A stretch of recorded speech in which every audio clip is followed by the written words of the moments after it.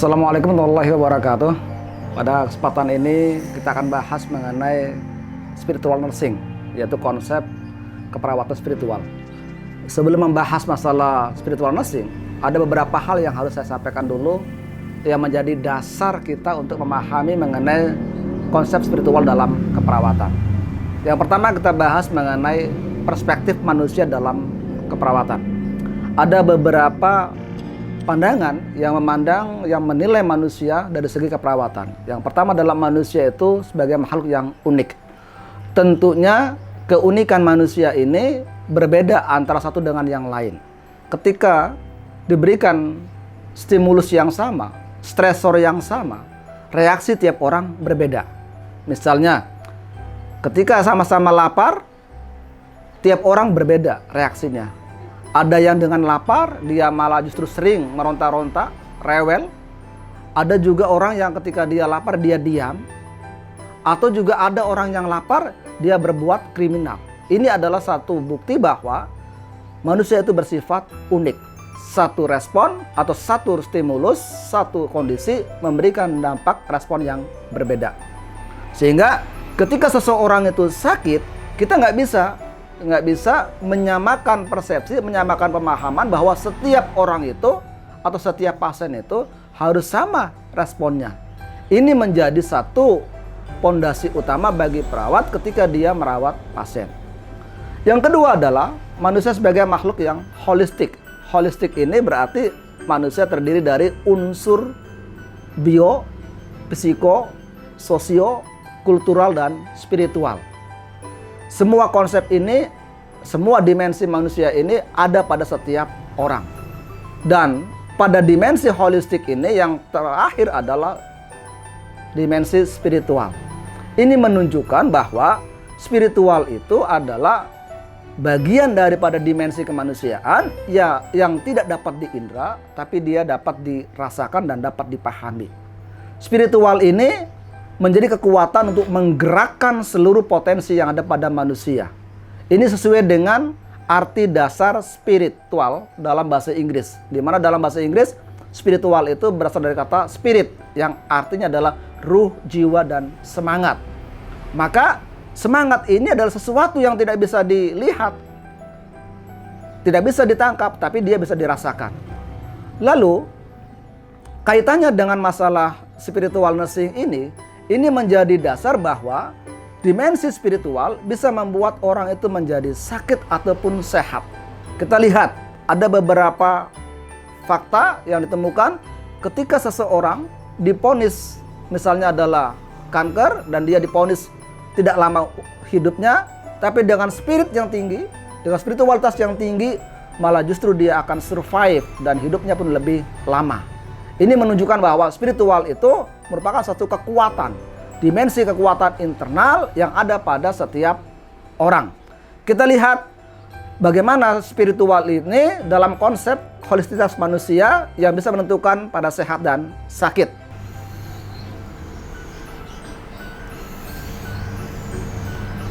Ini adalah dimensi manusia.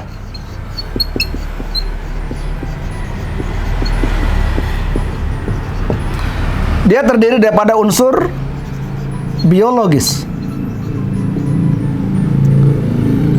Berikutnya adalah unsur psikologis. Kemudian naik ke atas unsur sosio-kultural. Dan ini adalah unsur spiritual. Semua unsur ini bisa membuat seseorang menjadi sakit ataupun juga sembuh. Sehingga pendekatan dalam layanan kesehatan mestinya memperhatikan unsur ini. Sehingga tidak semua orang sakit atau tidak semua pasien yang dirawat harus dilakukan pendekatan satu model. Kita lihat, unsur yang paling rendah itu adalah unsur biologis.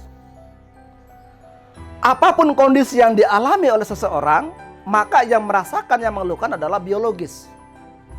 Misalnya, ketika orang itu diare, yang mengeluhkan adalah biologis, sakit perut. Tetapi penyebab diare itu beragam. Ada orang, misalnya dia diare, Ini diare. Diare bisa terjadi karena faktor biologis. Misalnya apa?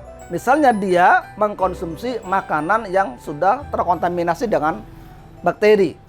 Maka ketika makanan yang sudah terkontaminasi dengan basil lalu dimakan oleh seseorang, maka dia akan mengalami yang namanya diare. Dan keluhan ini dialami oleh unsur biologis. Diare juga bisa terjadi karena faktor psikologis. Misalnya apa? Misalnya contoh, ketika mahasiswa mau ujian, dia stres, dia panik, dia cemas, maka muncul manifestasi di biologis. Misalnya apa? Sering sering ke WC, sering kencing, sering buang air besar. Berarti yang mengalami adalah unsur biologis. Padahal penyebabnya adalah unsur psikologis. Unsur sosiokultural juga sama. Sosial ini bisa membuat seseorang menjadi jatuh sakit. Biologis yang akan merasakan. Misalnya diare lagi. Diare ini bisa terjadi karena faktor sosial. Misalnya adalah orang yang dikucilkan. Keberadaan dia ditolak oleh masyarakat. Kehadiran dia tidak diinginkan oleh kelompoknya, oleh komunitasnya, oleh masyarakatnya. Maka kondisi ini bisa membuat seseorang mengalami kondisi gangguan biologis seperti diare misalnya. Lalu ada juga faktor kultural. Ini yang sering kali diabaikan, bahwa unsur kultural pun bisa membuat terjadinya gangguan biologis. Misalnya apa? Santet, teluh, itu adalah unsur kultural. Orang karena santet, karena teluh bisa mengalami gangguan kesehatan. Sehingga semua ini lagi-lagi yang merasakan adalah unsur biologis. Lalu spiritual. Orang juga bisa sakit karena faktor spiritual. Misalnya apa? Misalnya dia melakukan perbuatan yang melanggar dosa atau perbuatan yang melanggar perintah Tuhan. Dia melakukan dosa besar. Ketika dia melakukan dosa besar, ini menjadi suatu permasalahan bagi diri dia. Lalu lambat ke laun ini akan mengalami gangguan biologis juga. Sehingga dengan demikian, kalau kita pahami dimensi ini, mestinya ketika orang itu datang sakit, maka harus dilakukan pengkajian secara lebih detail. Apakah dia itu sakitnya murni karena faktor biologis atau karena faktor yang lain. Sehingga penanganannya pun juga harus komprehensif. Inilah bedanya ketika pelayanan asuhan keperawatan diberikan oleh perawat secara holistik, maka dia akan melihat satu keluhan yang dialami oleh pasien, dilihat dari berbagai macam dimensi. Dikaji, dianalisis, maka muncullah satu permasalahan diagnosis. Di sana akan dibuatlah satu rencana tindakan penanganan masalah klien. Sekali lagi bahwa konsep spiritual ini menjadi puncaknya dimensi kemanusiaan. Ketika aspek spiritual ini sudah mencapai tingkat yang tinggi, maka yang di bawah ini dengan sendirinya akan teratasi.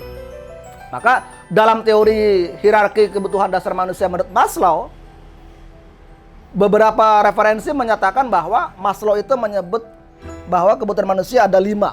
Kebutuhan biologis sampai kebutuhan aktualisasi diri. Tapi sebenarnya Maslow itu menambahkan satu kebutuhan lagi, yaitu kebutuhan transendental diri. Ini menunjukkan bahwa dalam dimensi kebutuhan dasar manusia menurut Maslow, kebutuhan spiritual ini tidak bisa lepas daripada kebutuhan manusia. Sehingga lagi-lagi semua aspek ini harus dikuasai oleh setiap perawat. Inilah yang menjadi dasar pembeda antara asuhan keperawatan yang dilakukan secara profesional dengan yang tidak. Sehingga kalau kita pahami ini ditarik ke dalam pembelajaran atau ke dalam praktek spiritual, maka seseorang ini bisa menjadi ahli. Perawat dia akan menjadi ahli biologis, dia akan menjadi ahli psikologis, dia akan menjadi ahli sosial kultural dan ahli spiritual. Sehingga dia akan mampu melakukan berbagai macam pendekatan.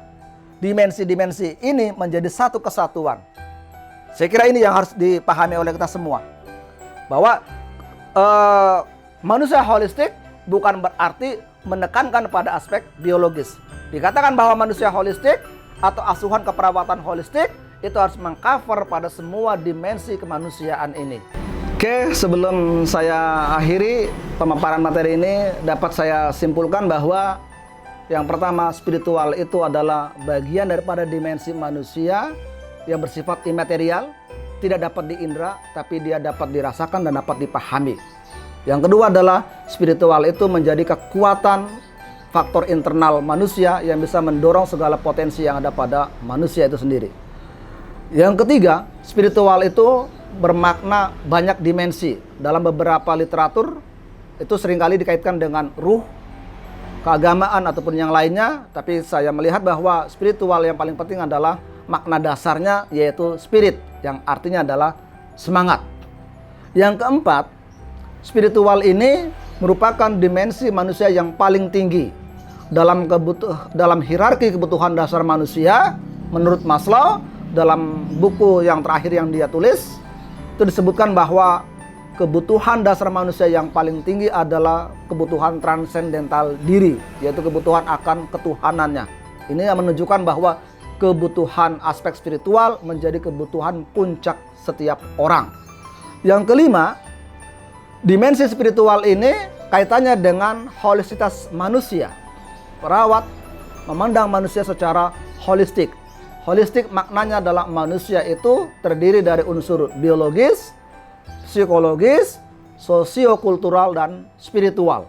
Dimensi-dimensi ini bisa membuat orang itu menjadi sakit ataupun menjadi sembuh atau sehat.